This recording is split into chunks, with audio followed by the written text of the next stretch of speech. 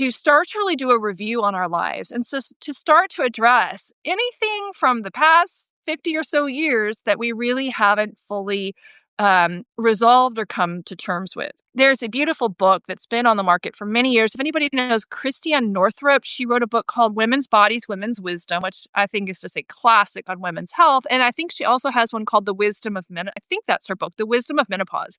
So she really talks a lot about, sort of more of the spiritual aspect as well as the physical aspect, but the body and mind are one. So she really has a beautiful approach. And anyone else who's also looking for some resources in that, look up the Red School. They have a beautiful course called Menopause the Great Awakener. And it's much more along sort of the psychological and spiritual dimensions of what's happening at that stage of a woman's life.